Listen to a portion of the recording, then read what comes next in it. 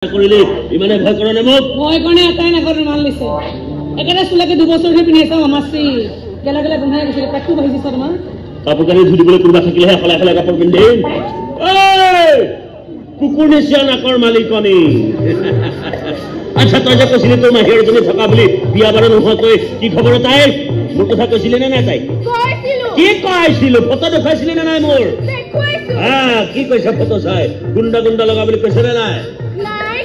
কি কৈছে গুণ্ডাৰ হাতত মাৰ খালে বেজান হোৱা ফক্কৰ বুলি কৈছে ফক্কৰ আৰু কৈছে এনে মানুহৰ লগত বিয়া হয় বিধৱাৰ ভাত চৰিত্ৰ নাই মানে মাহী ঠিকনাটো দিবি মাহীৰৰ বিধৱাৰ ভাতে নহয় তই চিৰা কোমল চাউল চব একেলগে খুৱাই পঠিয়াম বাপৰেকে এই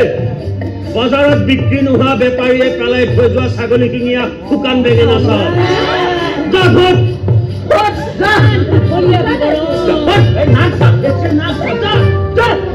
কিহে যে পাই নহয় তোমাক এইটো বয়সত ইহঁতৰ লাগে কি বোলে আৰু তোক কিহে পায় শুকান চাইবিন গীতাৰ লগত এখন কৰি থাকিব নাচিবলৈ শিকাইছে কথা ক'বলৈ শিকোৱা নাই এনেকুৱা কিছুমান কথা কৈ দিয়ে অন্তৰ্ভাগিত ট্ৰেজেডি ফালি কমেডি হৈ যায় আপুনি কেনেকুৱা মানুহে বাবা চাহ চিঙৰা খাই হোটেল পইচা নিদিয়াকৈ গুচি আহিছে ইয়াৰ পইচা মোক বিচাৰিছে আপোনাক ফুটা কৰি এটা নাই ক'ৰ পৰা পইচা দিম তোমাক কোনে কৈছে পইচা দিব হয় নেকি মই নিজে দি পোৱা নাই আপোনাৰ তখন সিহঁতে ৰখাই থৈছে পইচা নিদিলে বোলে মোকলাই নিদিয়ে আৰু যিয়ে এবাৰ চলাবলৈ ট্ৰাই কৰে 17 বছৰ তাৰ কলিজা ফাটি দুপাল আচ্ছা এটা কাম কৰো ৰ অতখন এবাৰ ষ্টাৰ্ট দি দোকানীৰ কলিজাটোকে চিঙৰাব লাগে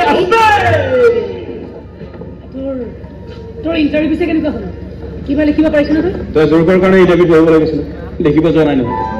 তাৰমানে একো নিলিখাটো গুচি আহিলি তই নাই লিখো জেগা লিখিব মানা কৰিছে জেগাত বোলা পইচা দি থৈছে অফিচাৰে নিজে লিখি দিব বোলে তেতিয়াহ'লে কোনো চিন্তাই নাই তই চাকৰি পোৱাটো একেবাৰে খাটাং তেতিয়াহ'লে দণ্ডু ফাইলৰ মাজত তই চাকৰি কৰাৰ ইচ্ছা মোৰ নাই বেলেগ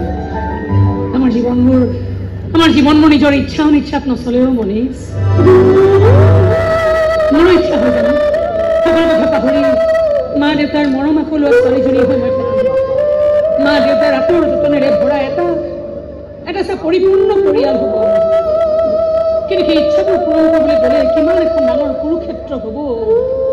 তই দেখোন জানো সেইকাৰণে কৈছো বাপু এইবোৰ ইচ্ছা অনিচ্ছাৰ কথা বাদ দি দেউতাৰৰ আজ্ঞা মানি চল চাকৰি কৰ প্ৰমোচন ল বিয়াও পাত্ৰ আৰু কয় মোৰ আৰু কি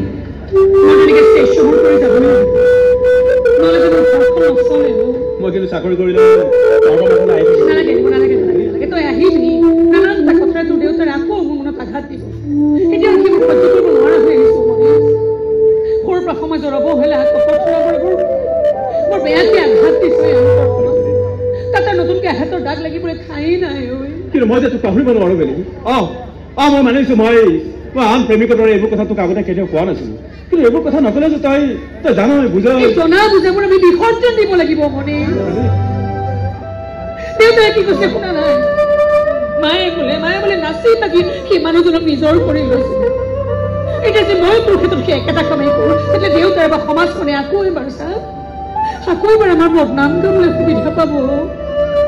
সেই সুবিধা মই কাকো দিব নিবিচাৰো মনীষ কাকো দিব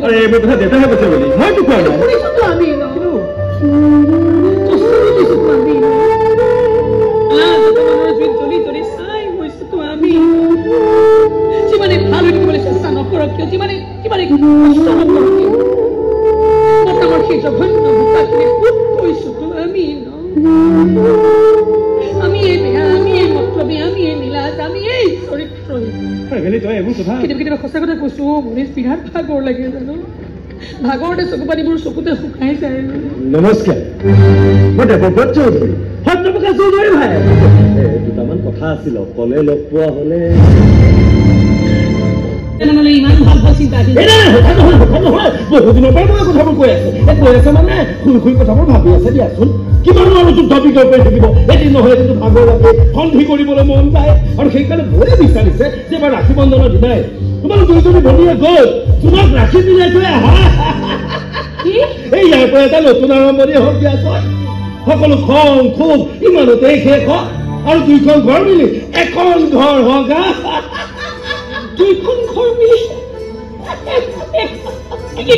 আৰু বয়ে বিচাৰিছে তোমালোক তিনিওটা ল'ৰা ছোৱালী একেলগে থাকা মিলা প্ৰীতিৰে থাকা দাদা তুমি বা তোমাৰ মা কেইদিনো যে মোক কোৱাচোন থাকিব লাগিব তোমালোকে আৰু সেইকাৰণে ৰাশি বন্ধনৰ দিনাই বৌটো মালিকক পাৰ্টি পঠাইছে যাবা এটা নতুন আৰম্ভণি কৰিবা জীৱনে কাজিয়া পেচাল নকৰা কিয় তোমালোকৰ দেহত একেখিনিয়ে যে গৈ আছে নহয় জানো আহো দিয়া হা যাবা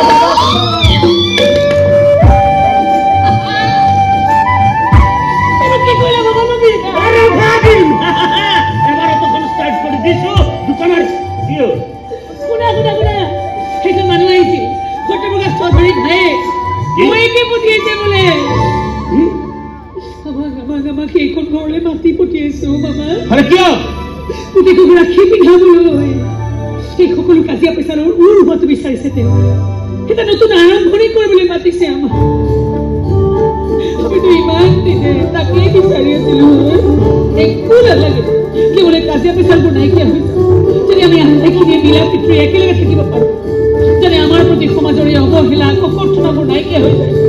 যদি আমিও সমাজখনৰ আগত চিঞৰি চিঞৰি অহংকাৰ কৰি ক'ব পাৰো আমাৰো এজন দেউতা আছে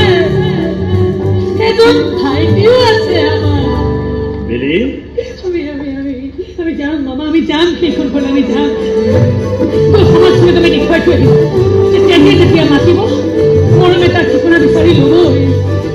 এইবাৰ ঠিকনা লিখা থাকিব ভাইটিৰ হাতত আৰু মৰমবোৰ পকাত থাকিব